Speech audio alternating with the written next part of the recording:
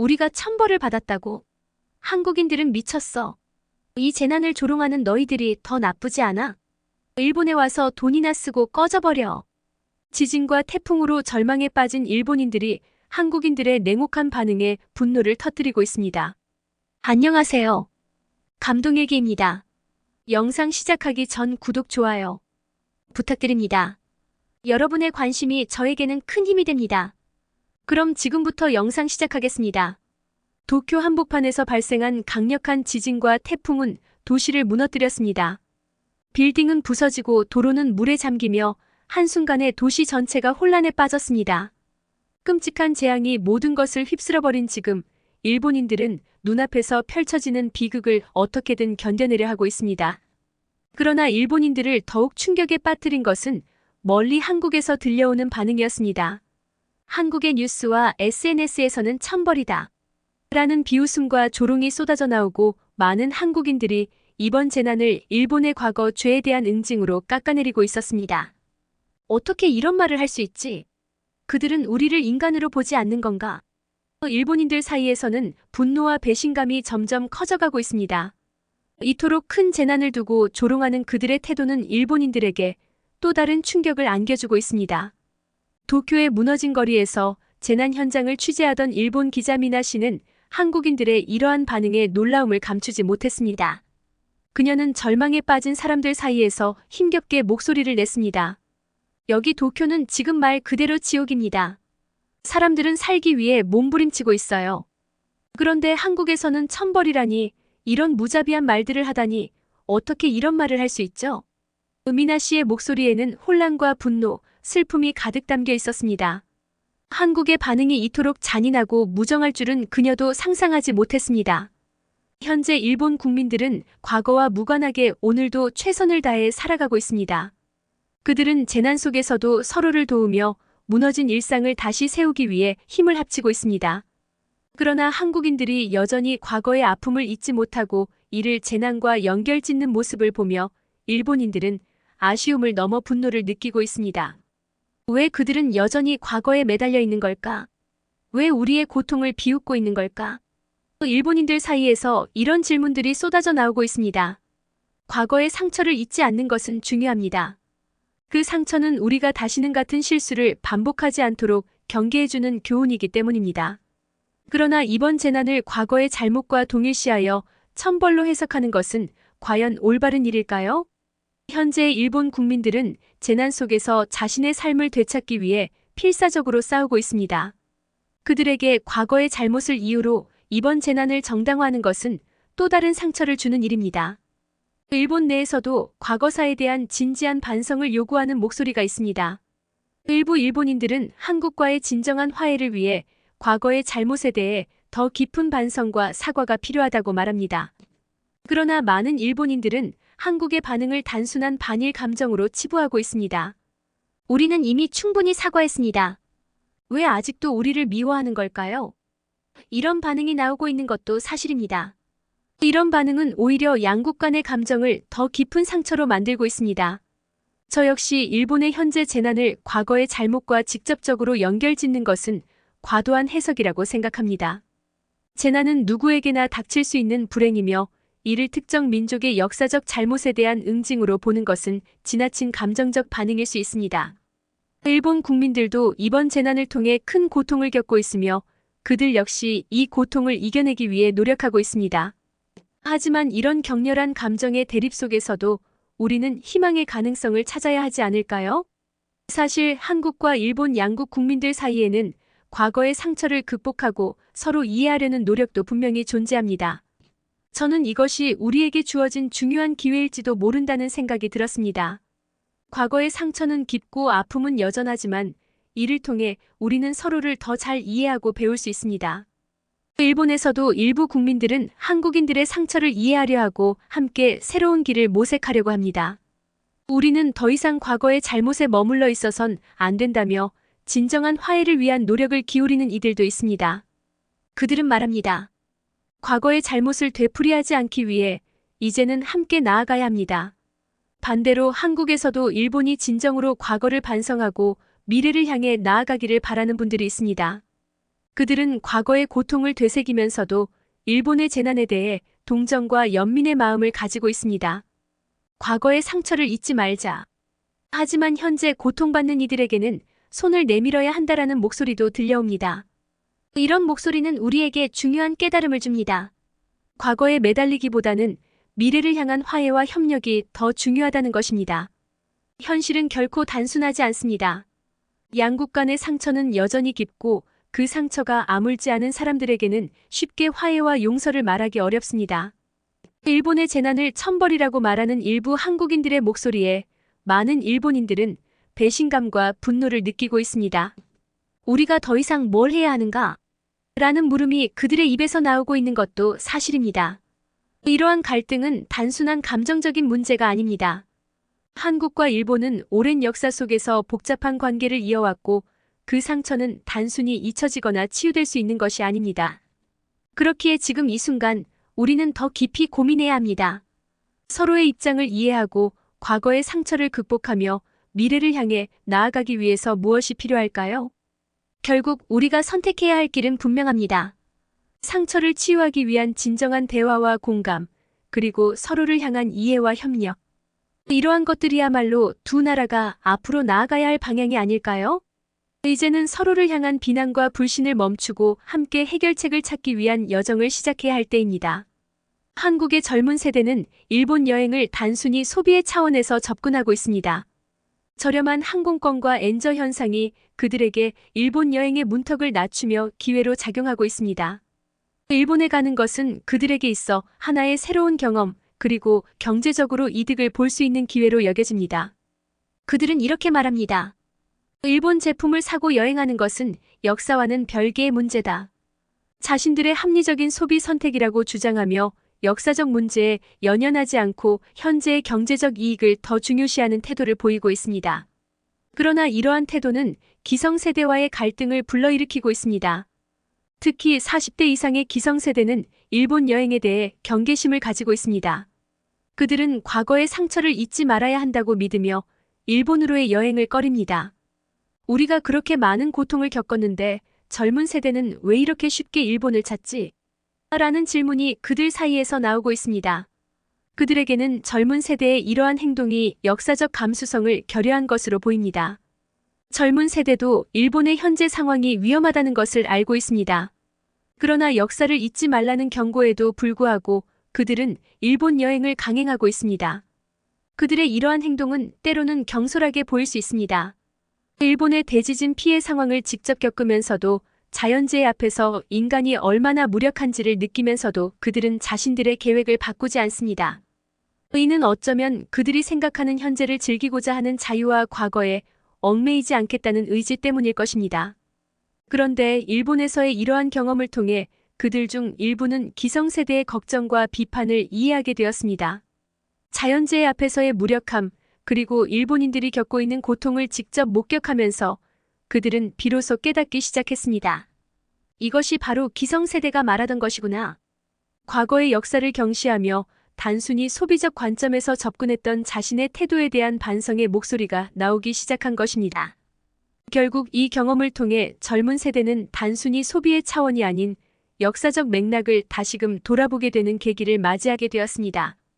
자연재해의 참상 앞에서 그들은 비로소 역사를 기억하는 것의 중요성과 기성세대가 왜 그렇게 과거를 잊지 말라고 경고했는지를 조금씩 이해하게 되는 것 같습니다. 이러한 깨달음은 양국 간의 깊은 감정의 골을 메우는데 작은 시작점이 될 수 있지 않을까요? 전문가들은 이번 재해가 끝이 아니라 더 큰 재앙의 시작일 수 있다고 경고하고 있습니다. 지진학자들은 난카이 대지진이 발생할 가능성이 점점 더 높아지고 있다고 예측합니다. 이러한 예측은 일본 국민들의 불안감을 더욱 증폭시키고 있습니다. 하루하루가 불안한 나날의 연속입니다. 재난의 공포가 잔잔히 퍼져나가는 가운데 저 역시 기자로서의 사명감과 개인적인 두려움을 동시에 느끼고 있습니다. 매일 아침 눈을 뜰 때마다 제일 먼저 뉴스를 확인하게 됩니다. 오늘도 새로운 경고가 있을까? 또 다른 재난이 닥쳐오지는 않을까?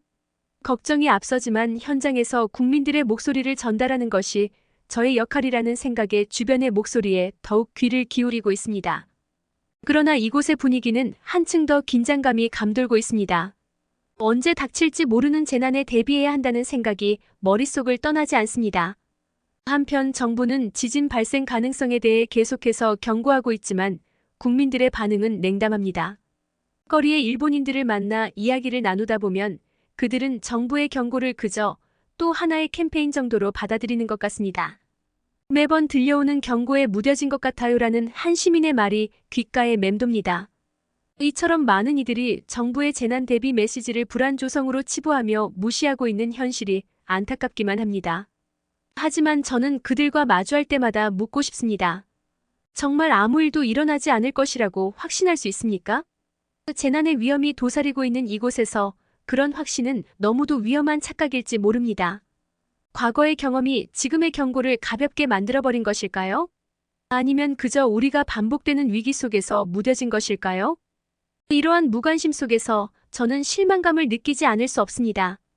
국민들의 안전이 달린 문제인데 어쩌면 우리는 그것을 너무 가볍게 여기고 있는지도 모릅니다. 경고의 목소리를 외면하는 것은 결국 또 다른 피해를 초래할 뿐입니다.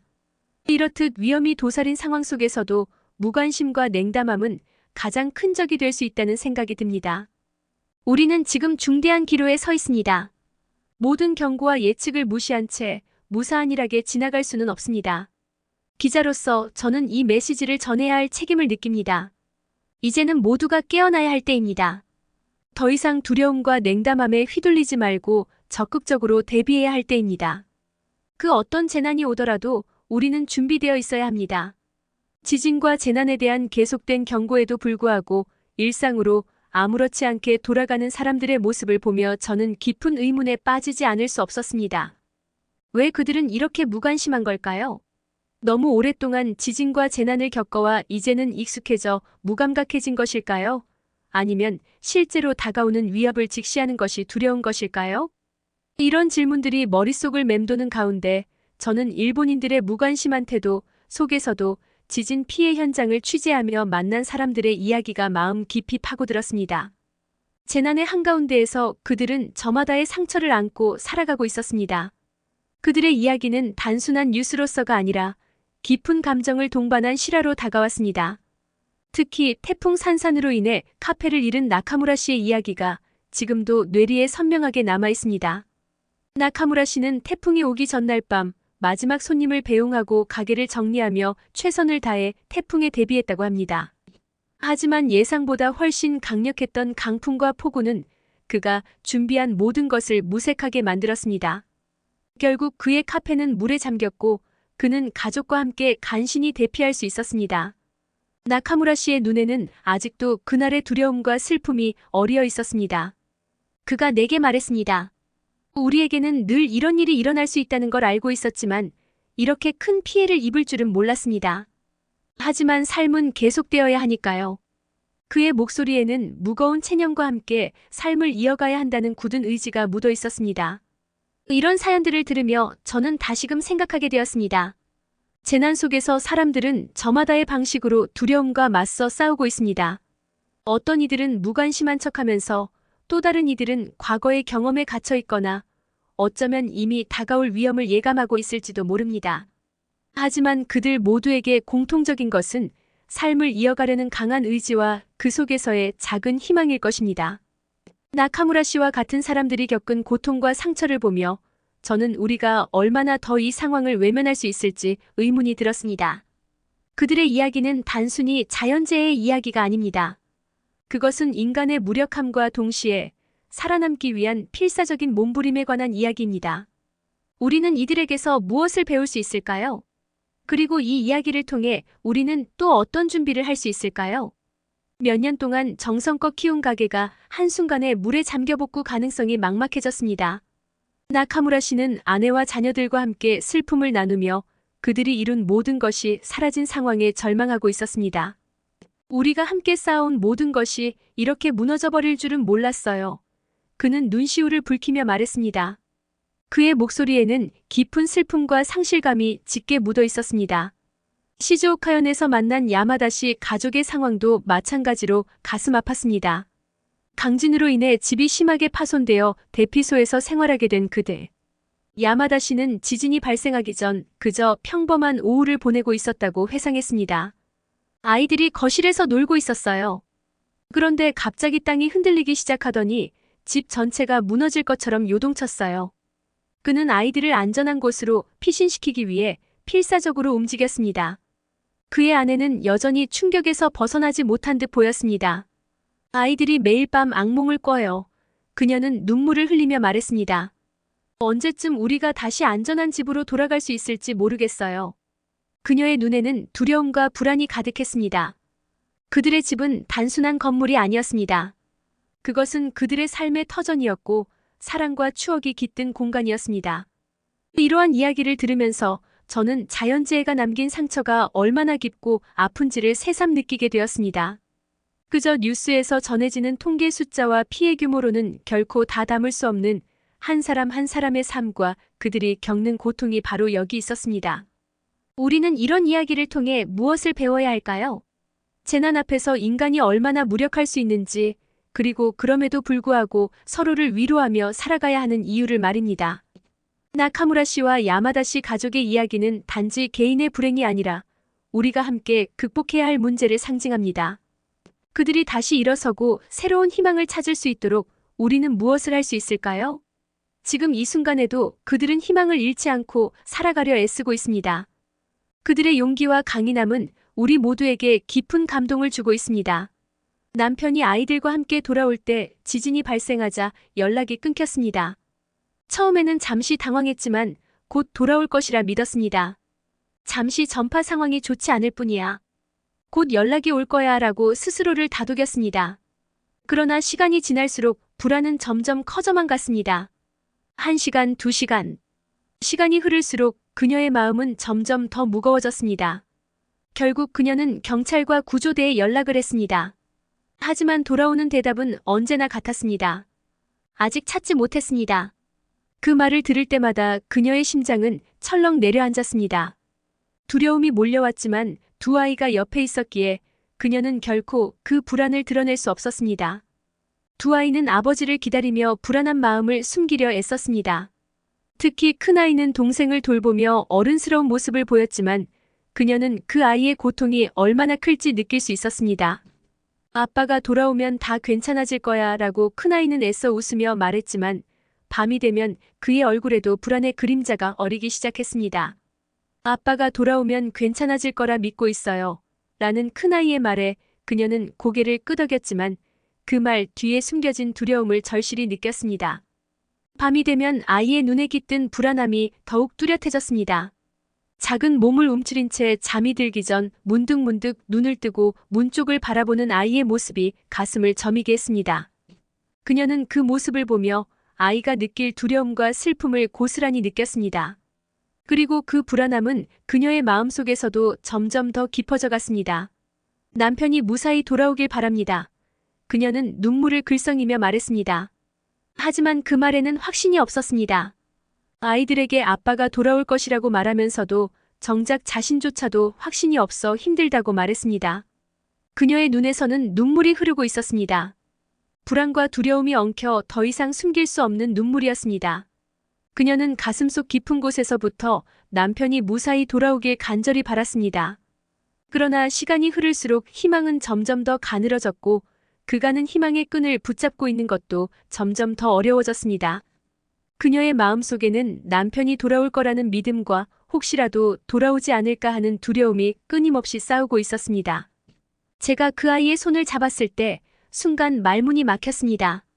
그 작은 손에서 전해지는 떨림과 두려움이 너무나도 생생하게 느껴졌기 때문이었습니다. 그 순간만큼은 말로 그 아이를 위로할 수 없었습니다. 그저 함께 있어주는 것만이 제가 할 수 있는 전부였습니다. 이런 상황이 너무나 안타깝고 마음이 아팠습니다. 그들의 고통이 얼마나 깊고 또 얼마나 오랫동안 지속될지 상상조차 할 수 없었습니다. 이런 이들의 이야기를 많은 사람에게 전하는 것이 제 사명이라는 생각이 들었습니다. 그들이 겪는 고통을 외면하지 않고 전 세계가 이들의 고통에 공감하고 도움의 손길을 내밀어주길 바라는 마음으로 취재를 이어갔습니다. 제가 이곳에 있는 이유는 바로 이것이었습니다. 그들의 목소리를 대변하고 그들의 이야기를 세상에 알리는 것. 그들의 슬픔과 아픔을 전하면서도 제 마음속에도 똑같은 슬픔이 밀려왔습니다. 한국에서 일본으로 온 구호팀을 만났을 때 저는 그들의 진심 어린 도움에 깊이 감동했습니다.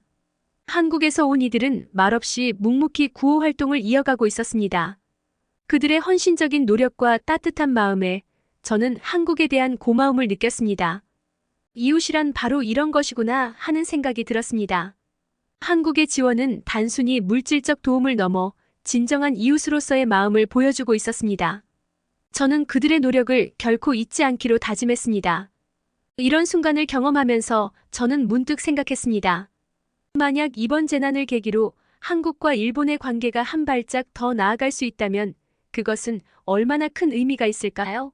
서로의 아픔을 이해하고 진정한 이웃으로서 손을 내밀 수 있다면 우리는 과거의 상처를 조금이라도 치유할 수 있지 않을까요?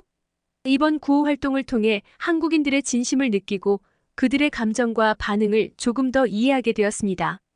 이런 소중한 경험들이 쌓여 언젠가는 두 나라 사이의 깊은 감정의 골이 메워지길 바랍니다. 그리고 저는 그 길에 조금이나마 도움이 되길 바라며 이들의 이야기를 전하는데 최선을 다할 것입니다. 서로를 향한 따뜻한 손길과 진심이야말로 우리가 이 고통스러운 시기를 이겨낼 수 있는 힘이 될 것이라는 믿음이 생겼습니다. 일본이 과거의 잘못을 바로잡지 않는다면 그 상처는 결코 아물지 않을 것입니다. 오히려 그 상처는 계속 덧나며 두 나라 사이의 감정을 상하게 하는 일이 반복될 것이라는 생각이 들었습니다. 저는 일본이 과거의 역사를 바로잡고 진정한 사과와 반성을 통해 상처를 치유하지 않는다면 이러한 감정의 골은 더 깊어질 수밖에 없다는 것을 깨달았습니다. 이제는 한국인들의 비판을 단순한 공격으로 받아들일 것이 아니라 그들의 목소리를 경청해야 한다고 느꼈습니다. 그들의 목소리 속에는 분명 우리가 들어야 할 진실과 아픔이 있습니다. 우리는 과거의 잘못을 외면하지 말고 그들이 왜 그렇게 말하는지, 왜 여전히 그 상처를 간직하고 있는지를 진지하게 고민해야 합니다. 또한 일본이 진정한 반성과 변화를 이끌어내도록 우리 모두가 노력해야 한다고 생각하게 되었습니다. 우리는 과거의 잘못을 인정하고 그것을 교훈 삼아 더 나은 미래를 위해 변화해야 합니다. 그렇지 않다면 우리는 앞으로도 같은 실수를 반복할 것이고 그로 인해 또다시 고통을 겪을 수밖에 없을 것입니다. 이러한 깨달음이 저를 한층 더 성숙하게 만들었습니다. 그리고 앞으로의 보도와 글쓰기에 큰 영향을 미칠 것이라고 생각합니다. 단순히 사실을 전달하는 것을 넘어 사람들의 아픔을 공감하고 그들의 목소리를 더 깊이 이해하려는 노력이 필요하다는 것을 느꼈습니다. 이제 저는 단순히 기자로서의 역할을 넘어서 이들의 이야기를 진정성 있게 전달하는 다리 역할을 하고 싶습니다. 오늘의 사연은 재난 현장에서 취재 활동을 하고 있는 기자 유카 씨의 이야기였습니다. 그녀의 목소리를 통해 우리는 과거와 현재, 그리고 미래를 연결하는 중요한 메시지를 들을 수 있었습니다. 이 이야기가 여러분의 마음에도 울림을 주었기를 바랍니다. 앞으로도 이런 진실한 이야기들을 계속 전해드리겠습니다. 영상 재밌게 시청하셨다면 구독, 좋아요 부탁드립니다. 지금까지 감동일기였습니다. 감사합니다.